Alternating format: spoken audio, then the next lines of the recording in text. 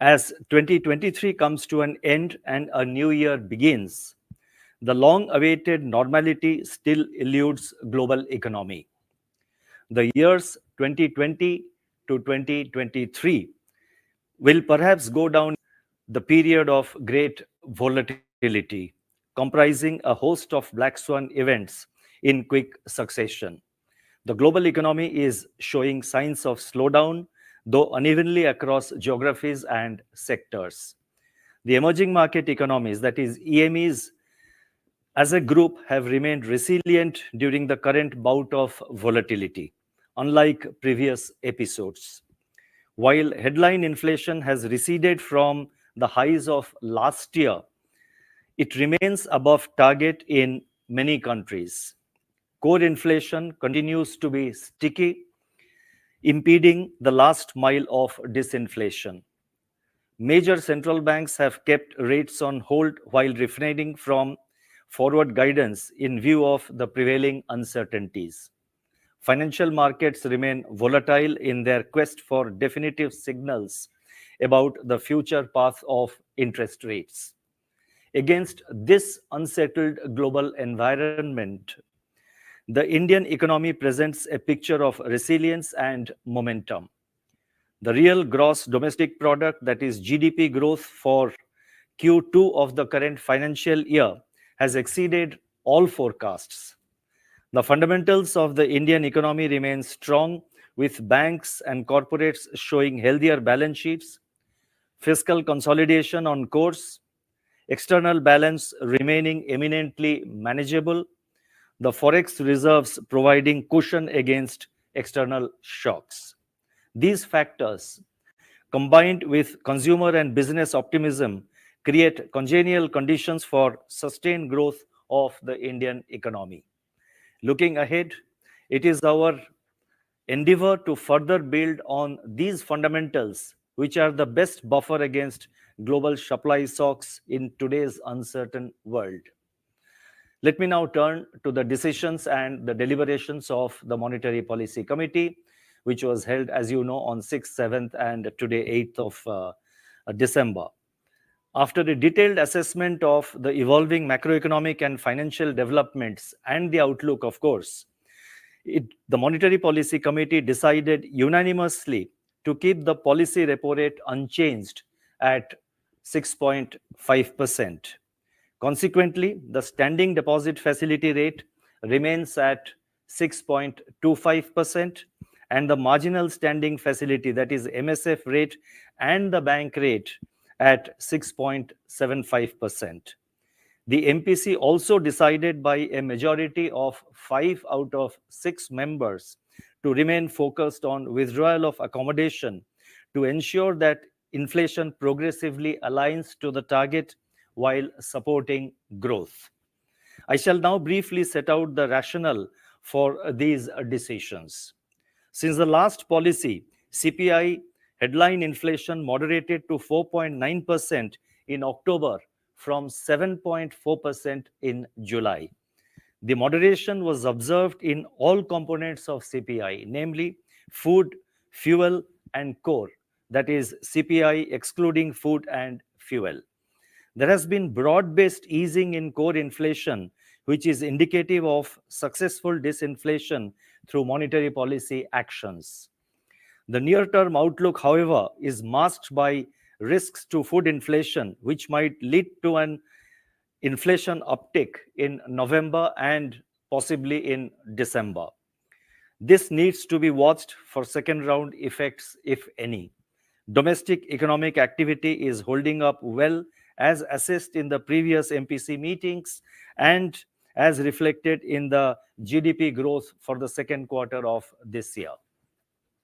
Against this backdrop, the MPC decided to keep the policy repo rate unchanged at 6.5%, but remain highly alert and prepared to undertake appropriate policy actions as warranted.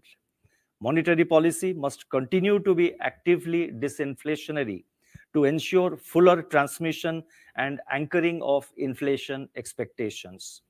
The rate action so far is still working its way into the economy. Hence, the MPC decided to remain focused on withdrawal of accommodation to ensure that, as I have already stated, to ensure that inflation progressively aligns to the target while supporting growth. I would now like to provide an assessment of the growth and the inflation situation. First, let me focus on global growth in brief. The global economy continues to remain fragile. World trade is decelerating amidst global tide of protectionism. Despite significant restoration of global supply chains, factors like elevated debt levels, lingering geopolitical hostilities, and extreme weather conditions aggravate the risks to global growth and inflation outlook. Easing of inflation in advanced economies has led to expectations of an early end to the monetary policy tightening cycle, shoring up market sentiments. Sovereign bond yields are softening as markets are not factoring in any further rate hikes. Coming to domestic growth, economic activity in India exhibited buoyancy in the second quarter of this year, aided by strong domestic demand. GDP growth, as you would know, posted a robust growth of 7.6% in the second quarter of this year, that is 2023-24, driven largely by investment and government consumption. Turning to the third quarter, two-thirds of Rabi sowing has been completed despite late harvest of Kharif crops in some states. Manufacturing sector gained strength with easing input cost pressures and pickup in demand conditions. 8 core industries recorded healthy growth in October and continued their high growth since June this year. The Purchasing Managers Index, that is the PMI for manufacturing, rose in November. The services sector buoyancy has remained intact as reflected in the high frequency indicators which the Reserve Bank monitors. GST collections at rupees 1.68 lakh crore in November 2023 were also buoyant. Services PMI displayed healthy expansion in November. In my statement, there is a lot of data available which I have put it in the footnote. So those of you who are interested can have a look at the footnotes. The entire data in support of whatever I am saying is available in the footnotes.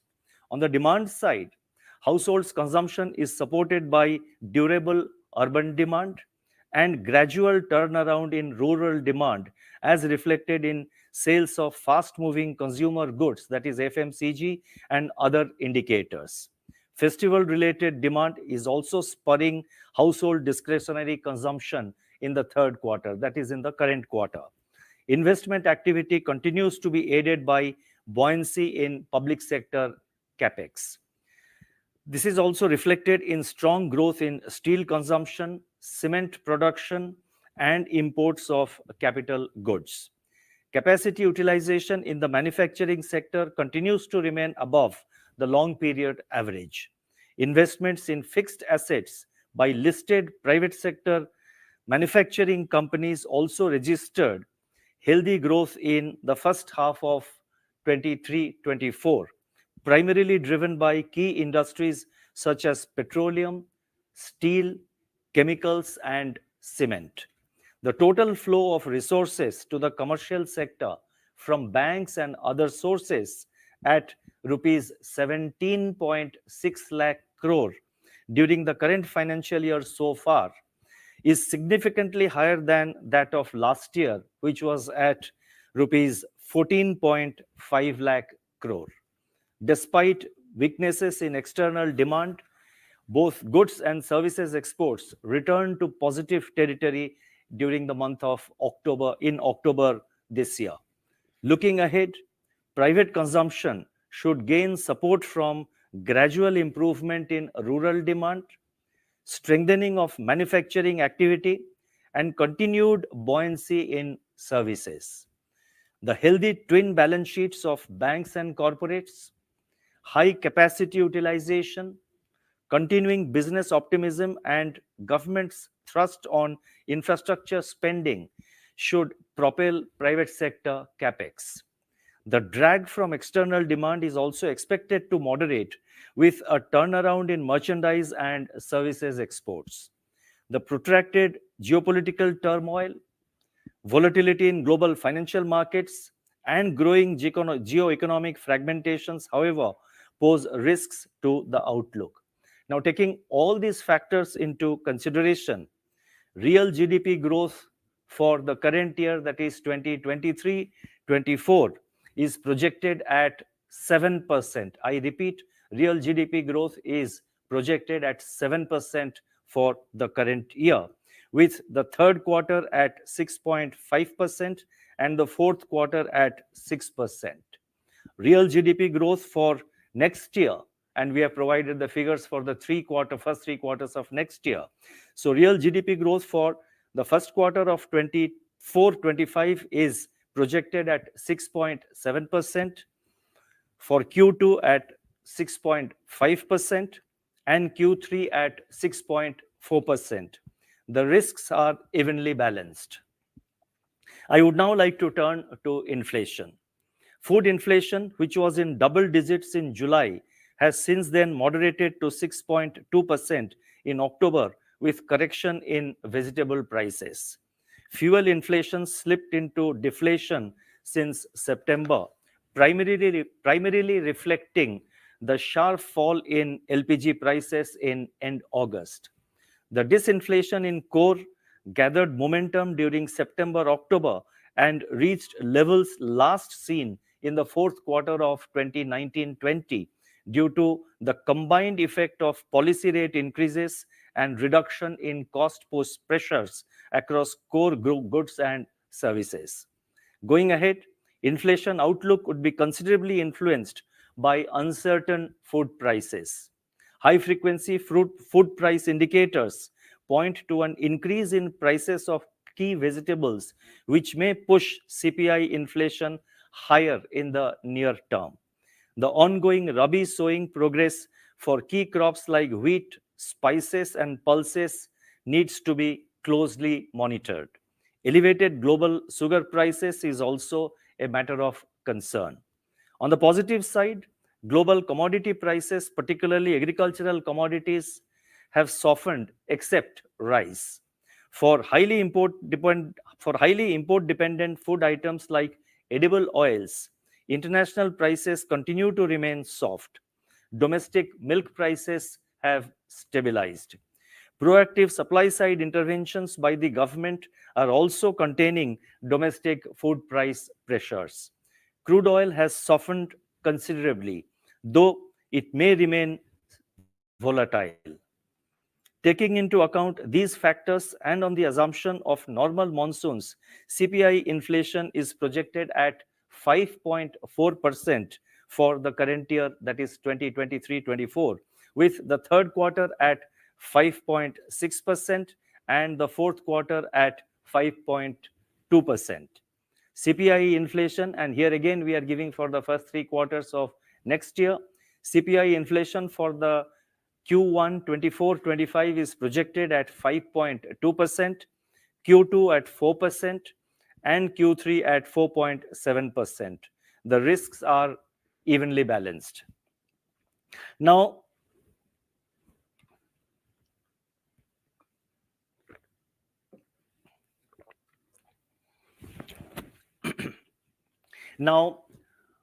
what do these inflation and growth conditions mean for monetary policy? Let me provide our assessment.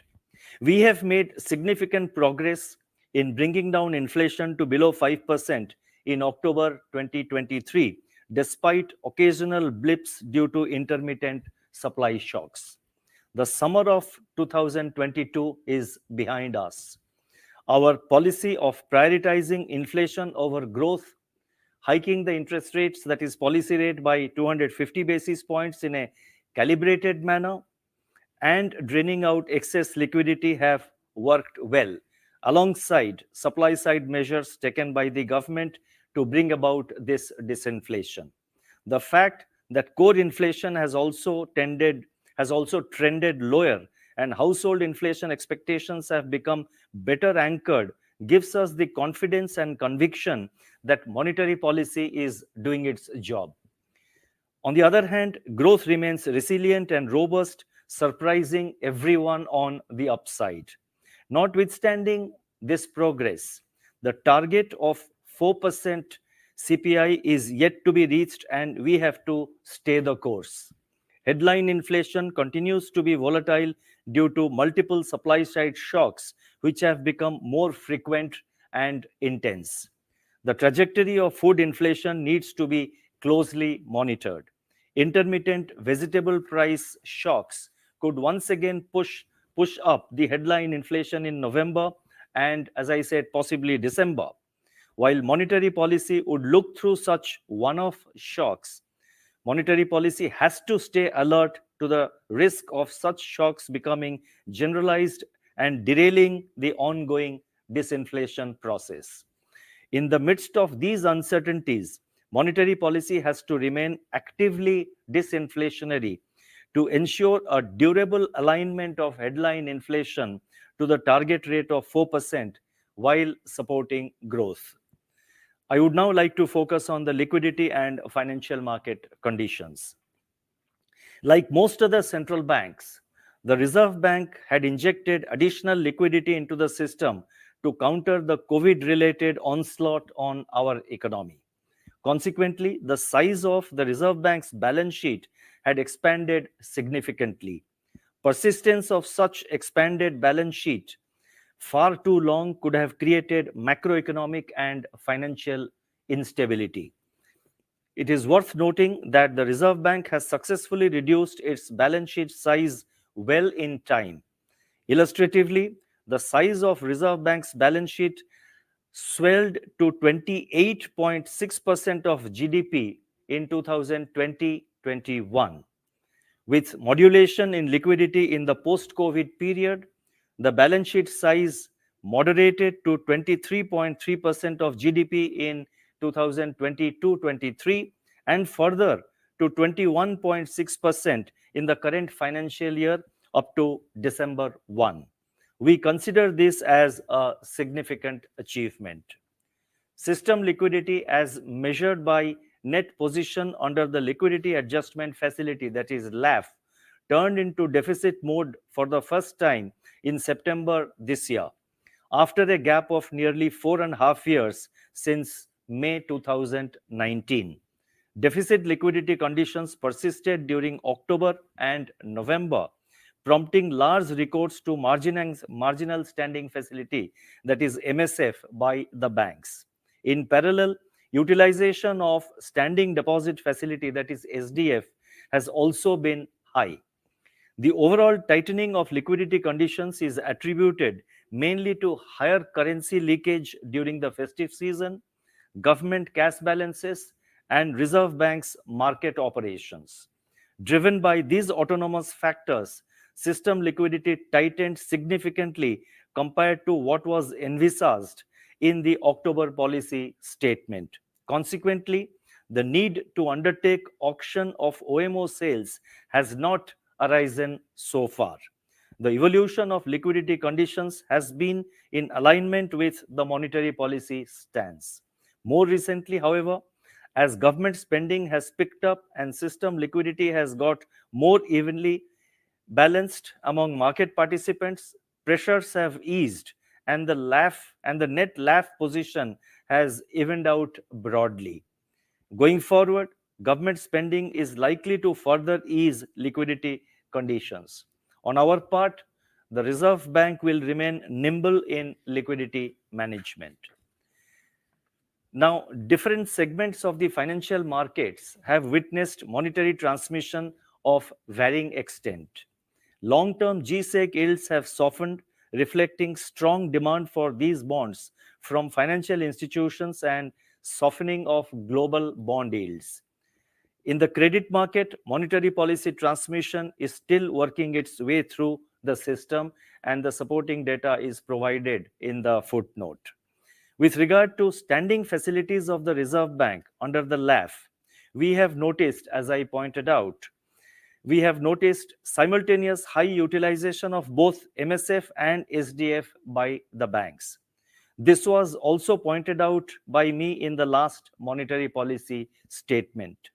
We propose to address this situation and have therefore decided to allow reversal of liquidity facilities under both SDF and MSF even during weekends and holidays with effect from December 30, 2023. This is an important announcement so far as the banks and the liquidity situation is concerned. So let me just read it again. We have decided to allow reversal of liquidity facilities under both SDF and MSF even during weekends and holidays with effect from December 30 this year, that is December 30, 2023. It is expected that this measure will facilitate better fund management by the banks. This measure will be reviewed after 6 months or earlier if needed. The Indian rupee has exhibited low volatility compared to its EME peers in the calendar year 2023, despite elevated US Treasury yields and a stronger US dollar. The relative stability of the Indian rupee reflects the improving macroeconomic fundamentals of the Indian economy and its resilience in the face of formidable global tsunamis. Recently, the Reserve Bank and the Bank of England have signed a memorandum of understanding on cooperation and exchange of information relating to the Clearing Corporation of India, which is a central counterparty that is regulated and supervised by the Reserve Bank. The MOU will enable the Bank of England to assess CCIL for recognition as a third country CCP, that is central counterparty, for UK-based banks to clear their transactions through CCIL. This MOU is based on the principles of mutual cooperation and trust among the regulators of both the countries, that is India and England. We hope the regulators of other jurisdictions also accept these principles. Financial stability, I would now like to just focus briefly on the aspect of financial stability. Financial stability, as we have stated before, is a public good. The Reserve Bank judiciously uses micro and macro-prudential tools to safeguard financial stability. The recent preemptive measures taken by the Reserve Bank in respect of banks and NBFCs were geared towards addressing potential risks and preserving the resilience of the financial sector. We do not wait for the house to catch fire and then act. Prudence at all times should be the guiding principle, should be the guiding philosophy, both for the regulators as well as the regulated entities.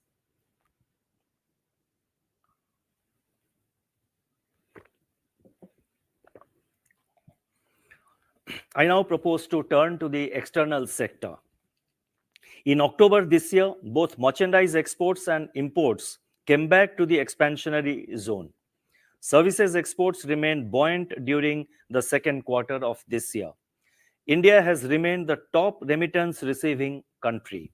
The net balance under services and remittances is expected to partly offset India's current account deficit and keep it within the parameters of viability.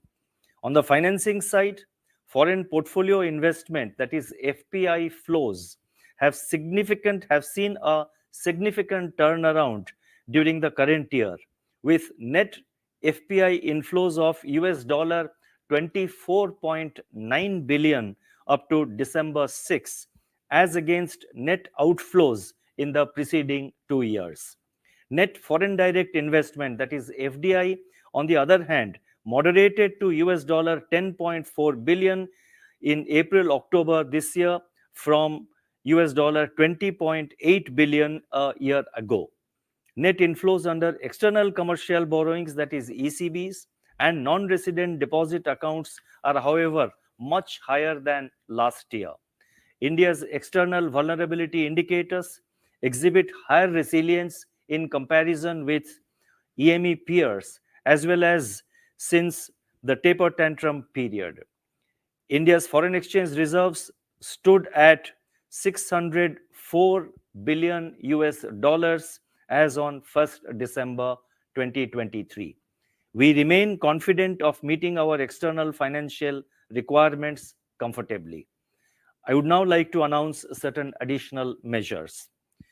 First one relates to review of regulatory framework for hedging of foreign exchange risks. The regulatory framework for foreign exchange derivative transactions was last reviewed in 2020. Based on market developments and feedback received from market participants, the extant regulatory framework for forex derivative transactions has been refined and consolidated under a single master direction. This will further deepen the forex derivatives market by enhancing operational efficiency and ease of access for the users. The next announcement relates to framework for connected lending. The extant guidelines on connected lending are limited in scope. It has been decided to come out with a unified regulatory framework on connected lending for all regulated entities of the Reserve Bank. This will further strengthen the pricing and management of credit by the regulated entities. The next announcement relates to regulatory framework for web aggregation of loan products. The Reserve Bank had introduced the regulatory framework for digital lending in August-September 2022.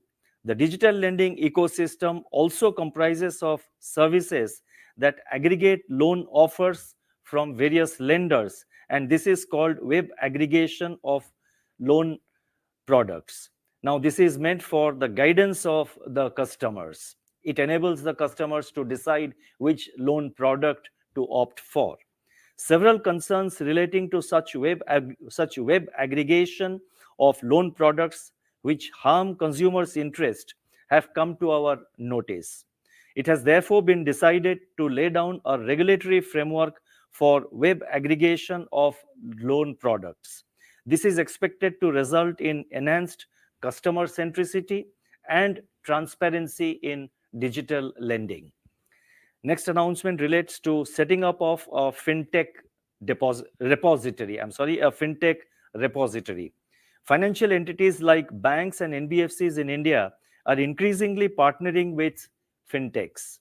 For better understanding of developments in the fintech ecosystem and to support this sector, it is proposed to set up a fintech repository.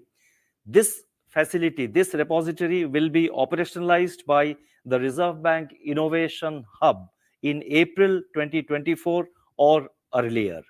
Fintechs would be encouraged to provide relevant information voluntarily to this repository. The next announcement, there are two announcements relating to UPI. The first announcement relating to UPI is for enhancing the UPI transaction limit for specified categories. The limit for various categories of UPI transactions have been reviewed from time to time. It is now proposed to enhance the UPI transaction limit for payment to hospitals and educational institutions from rupees 1 lakh to rupees 5 lakh per transaction. This will help the consumers to make UPI payments of higher amounts for education and healthcare facilities, for education and healthcare purposes. The second announcement relating to UPI relates to, it relates to e-mandates for recurring online transactions. It's actually, it's a much broader announcement. It relates to e-mandates for recurring online transactions, and specifically, it focuses on enhancement of limit for specified categories. E-mandates for making payments of recurring nature have become popular among customers. Under this framework, an additional factor authentication is currently required for recurring transactions exceeding rupees 15,000. It is now proposed to enhance this limit to 1 lakh rupees per transaction for recurring payments for mutual fund subscriptions, insurance premium subscriptions, and credit card repayments. This measure will further accelerate the usage of e-mandates. So strictly speaking, this is not a part of UPI alone. I mean, it's a wider, it has got wider ramifications. And the last announcement that I have, it relates to establishment of a cloud facility for the financial sector in India. Banks and financial institutions are maintaining an ever-increasing volume of data. Many of them are utilizing the cloud facilities for this purpose. The Reserve Bank is working on establishing a cloud facility for the financial sector in India for this purpose. Such facility would enhance data security, integrity, and privacy. It would also facilitate better scalability and business continuity. The cloud facility is intended to be rolled out in a calibrated fashion over the medium term. I would now like to conclude. In a global economy clouded by uncertainties, monetary policy actions and communication can be a stabilizing force by anchoring the expectations of economic agents. Clarity and consistency in action and communication is a time-tested principle for effective monetary policy. Policymakers have to be mindful of the risk of being carried away by a few months of good data or by the fact that CPI inflation has come within the target range. They have to be also mindful of the risk of over-tightening, especially when large structural changes, geopolitical and geoeconomic shifts are taking place. On top of this, they have to be watchful of the risks from new shocks that could hit the economy from anywhere, anytime. We have now reached a stage when every action has to be thought through even more carefully to ensure overall macroeconomic and financial stability. More so because the conditions ahead could be fickle. We have to remain vigilant and ready to act as per the evolving outlook. India is better placed to withstand the uncertainties compared to many other countries. As the Indian economy trades the path, let me repeat, as the Indian economy trades the path to a brighter future, I recall the wise words of Mahatma Gandhi, and I quote, progress is absolutely assured whenever there is an unalterable determination. Thank you. Namaskar.